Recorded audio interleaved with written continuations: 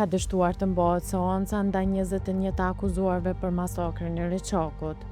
Seonca dështoi pasi që avokatet e të akuzuarve nuk kanë shkuar në prokuri që të pajisen me shkresat e lëndës. Dhe i ftoj avokatët që pas përfundimit të këtij shqyrtimi gjyqësor të vinë dhe t'i marrin shkresat e lëndës këtu. Për këtë, gjyqtoja rastit Violeta Namani Hajra ndërpreu seoncën. Dora tona nuk kemi këto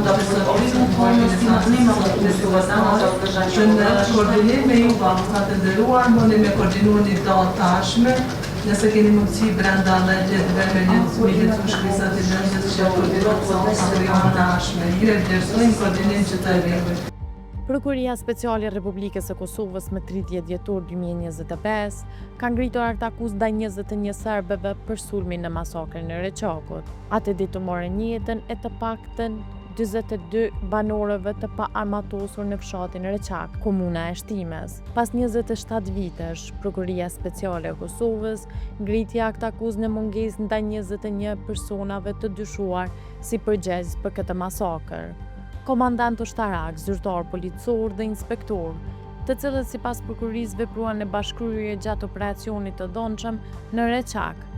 Të pandehurit po akuzohen për krime lufte kundër popullatës civile, duke përfshirë vrasje, trajtim njerëzor, shkatrim të pasurisë, dëbim masiv dhe spastrim etnik. Aktakuza përshkruan dhe detajet e të mirit që u shkaktuan me 15 janar 1999. Forcat serbe rrethuan fshatin Reçak nga disa pozicione dhe e granatuan nga distanca.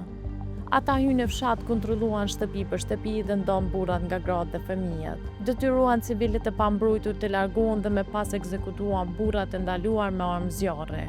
Prokuria përmend vrasje të shumë të civilëve, duke emëruar viktimat dhe vendet ku ata u qelluan, nga uborët e shtëpive e deri në malet përreth, ku grupet e civilëve të kapur u qelluan me automatika pa mëshirë. Përveç vrasjeve, të pandehurit akuzohen edhe për shkatrim të pasurisë, dëbim masiv të civilëve nga Reçaku dhe fshatrat përreth, si edhe spastrim etnik të popullatës civile shqiptare gjatë periudhës 1998-1999. Sipas aktakuzës, 42 civil shqiptar u vranë në Reçak, ndërsa rreth 20.000 civil të tjerë u detyruan të largohen nga shtëpitë e tyre si pjesë e një plani sistematik dhune dhe dëbimi.